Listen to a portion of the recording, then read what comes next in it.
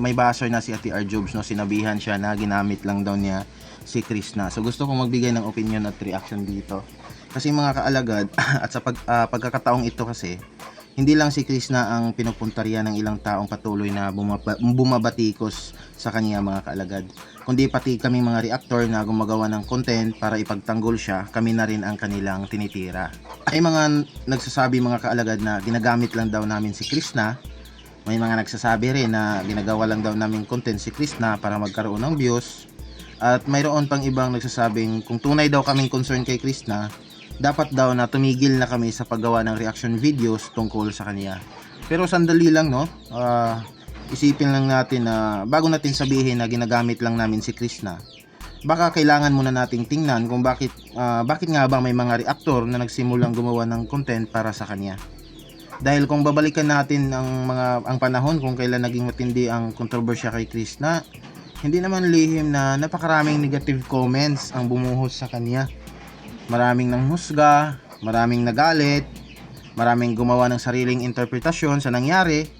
At sa dami ng mga taong bumabatikos kay Krishna noon dun sa nangyari sa issue nila, napansin din ng ilang content creator na halos walang kakayahang sagutin lahat ng iyon ng mag-isa si Krishna. Ayun, walang kakayahan si Krishna na sagutin lahat ng iyon.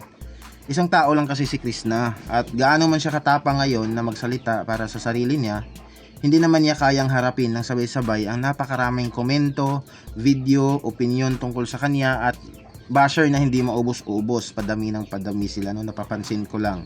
Doon pumapasok kaming mga reaktor. Sila Ate R. Jobs, Malditang Buta, na mga magagaling talagang mag-react kay Krishna, mga taga-depensa niya. Hindi naman dahil gusto namin na maging tagapagsalita niya sa lahat ng bagay. Hindi rin dahil gusto naming kontrolin kung ano ang dapat isipin ng mga tao tungkol sa kanya. At ginawa lang namin ay nagbibigay kami ng ibang perspektibo. Kung may isang paanig na puro batikos ang naririnig ng audience, bakit bawal magkaroon ng isang taong magpapaliwanag naman kung bakit may mga tao pa rin nakakaunawa kay Krishna? Kami mga kaalagad patuloy na sumusuporta sa kanya, di ba? Kami yung mas nakakaunawa sa kanya after ng mga issue na yun. Kung may isang taong nagsasabing mali si Krishna, bakit hindi pwedeng may ibang taong magsasabi na hindi naman natin alam ang buong kwento? Di ba? At kung may isang taong paulit-ulit na nagpaalala sa nakaraan ni Krishna, halimbawa doon sa mga basher na walang ibang alam na linya, laging binabato or sinusumbat kay Krishna ang salitang walang utang na loob, hanggang ngayon may nagko-comment pa rin dyan sa mga live ni Krishna, sa mga vlog niya, sa mga post niya. Bakit hindi pwedeng may magsasabi na baka panahon na rin para tingnan natin kung ano ang ginagawa niya ngayon? So panahon na rin na mag-move on tayo para ma-appreciate niyo naman yung mga mabubuti niyang mga ginawa ngayon, lalo na yung pag-charity niya. Na-post lang kasi inuna niya munang ipagtayo yung kanyang farmhouse para sa family niya. So di ba? Para ma-appreciate niyo naman, huwag kayong magpakulong diyan sa hate na nararamdaman niyo kay Krishna nang dahil lang doon sa isang nangyari.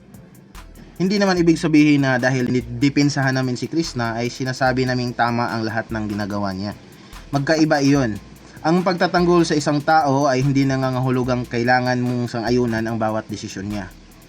Minsan, ang pagpatanggol ay isang pagpapaalala na tao rin siya, na maaari siyang magkamali, na maaari siyang matuto, maliban na lang doon sa mga taong, mga basher niya, mga feeling perfecto, no? Hindi kayo makarelate sa linyang ito. Higit sa lahat, hindi kailangang habang buhay siyang ikulong sa isang kontrobersya. Kaya kapag may nagsasabing ginagamit lang namin si Krishna, gusto kong itanong sa mga nagsasabi no? Kung ganon, bakit kailangan naming sagutin ang mga batikos na halos araw-araw ay ibinabato sa kanya? Bakit kailangan naming ipaliwanag ang kabilang panig? Bakit kailangan naming harapin ang sarili naming batikos mula sa mga taong hindi naman sang-ayon sa amin, di ba? Sa pagiging reactor at may mga basher kami sinasagot.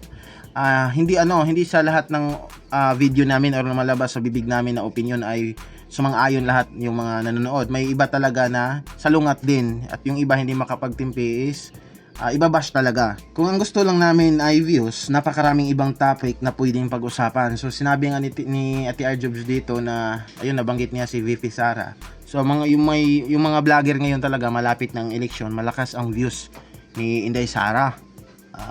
Dahil nga ayun, pwede kami mag-switch ng content na tungkol dun sa politics, pero ayun nga, hindi inano yun ni Ate R. Jobs, mas pinili niyang mag-stick dito bilang defender ni Krishna. Pero pinili naming pag-usapan si Krishna dahil may mga pagkakataong nararamdaman naming hindi patas ang paraan ng pagtingin ng ilang tao sa kanya.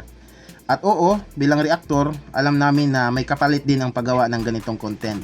Kapag ipinagtanggol mo si Krishna, sasabihin ng iba na fanboy ka, fan ka. Kapag hindi ka sumang-ayon sa basher, sasabihin mong ginagamit mo si Krishna. Kapag gumawa ka ng reaction tulad nito, sasabihin nilang naghahanap ka lang ng views. Pero ganito lang naman yon, may audience, may content. At may kanya-kanya tayong desisyon kung ano ang gusto nating panoorin. Kung ayaw ninyo sa mga reaction videos tungkol kay Krishna, walang pumipilit sa inyong panoorin ang mga yon. Kung hindi ninyo gusto ang channel namin, pwede kayong dumaan lang. Pwede kayong mag-unsubscribe. Pwede ninyong panoorin ng ibang content. Ganun lang kasimple. Dahil kung ang argumento ay ginagamit lang namin si Krishna, parang hindi rin tama na kami ang sisihin dahil may mga taong kusang nanonood at sumusuporta sa ginagawa namin. Hindi naman namin hawak ang kamay ng mga viewers para pilitin silang mag-click. Sila ang pumipili, sila ang nanonood, sila ang nagko-comment, at sila rin ang nagpapasya kung may halaga ba sa kanila ang content na ginagawa namin. Kung tatapusin ba nila yung video, diba? Kaya kung maliit ang channel namin, kung hindi man kalakihan ang views namin kumpara sa ibang creators, hindi ibig sabihin na wala ng karapatan ang channel namin na magsalita. Hindi naman nasusukat sa laki ng views ang pagiging tama o mali ng isang pananaw. At lalo namang hindi dapat maging dahilan ang maliit na channel para maliitin ang isang reaktor. Ang mas nakakatawa pa rito mga kaalagad, may mga taong nagsasabing concern kuno sila kay Krishna, pero ang pinipilit nilang gawin ay patahimikin ang mga taong nagtatanggol sa kanya. Kung totoong concern ka kay Krishna, bakit kailangan mong problemahin kung may mga taong gumagawa ng reaction videos para ipagtanggol siya? Kung ayaw mo sa mga reaktor, wag mong panoorin. Kung ayaw mo sa content, wag mong i-click. Pero bakit kailangan pang atakihin ang taong gumagawa ng content? At dito ako bilang isang reactor ni Krishna ay may sasabihin, hindi namin inaangkin na kami ang pinakamalaking supporter ni Krishna. Hindi rin namin sinasabing kami lang ang tama. Pero hanggat may mga taong patuloy na magbibigay ng one-sided na pambabatikos, mayroon ding mga taong pipiling magbigay ng kabilang panig. At hindi yun dapat ikatakot. Dahil ang isang healthy na diskusyon ay hindi dapat puro iisang opinion lamang. Kung may basher, may defender. Kung may pumupuna, may sasagot. Kung may nagsasabing mali si Krishna, may magsasabi kung bakit hindi sila sang-ayon. At sa dulo, mga kaalagad, ang audience pa rin ang magpapasya kung sino ang kanilang paniniwalaan. Hindi namin kailangang patahimikin ang mga basher. At sana, wag din nilang hilingin na patahimikin kami. Dahil kung malaya silang magsabi ng kanilang opinion tungkol kay Krishna, dapat malaya rin kaming sabihin kung hindi kami sang-ayon sa kanila.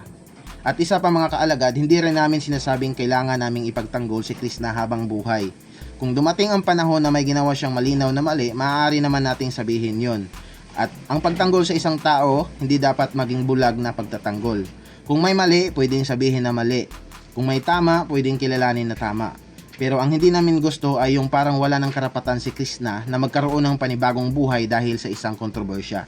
Dahil kahit anong sabihin natin mga kalagad, may buhay pa rin na kailangang ipagpatuloy ang taong pinag-uusapan natin. At kung gusto niyang mag-vlog, hayaan siyang mag-vlog mga kalagad. Kung gusto niyang magsalita, hayaan siyang magsalita. Kung gusto niyang tahimik na mamuhay, karapatan din niya yon. At kung may mga taong tulad namin na gustong gumawa ng reaction videos tungkol sa kanya, choice din namin yon. Katulad ng choice ninyo na huwag manood. Kaya sa mga nagsasabing ginagamit lang namin si Krishna, baka hindi naman kailangan gawing komplikado ang lahat. Hindi namin inaangkin si Krishna. Hindi namin kinokontrol ang kanyang buhay. Hindi namin siya pinipilit na gumawa ng kahit ano. Ang ginagawa namin ay nagbibigay ng reaksyon sa mga bagay na pinag-uusapan ng publiko mga kaalagad at ipinapakita ang perspektibong hindi laging naririnig. Kung may mga taong hindi sang-ayon, okay lang mga kaalagad. Kung may taong gustong magbigay ng ibang pananaw, okay lang din. Ganun naman dapat ang social media mga kaalagad. Hindi iyon kapag pabor sa iyo ang isang opinion, tama na agad. Pero kapag may sumagot sa iyo, ginagamit na raw ang tao, hindi ganun dapat. Kung gusto nating magkaroon ng malayang diskusyon, kailangan nating tanggapin na hindi lahat ay kakampi natin.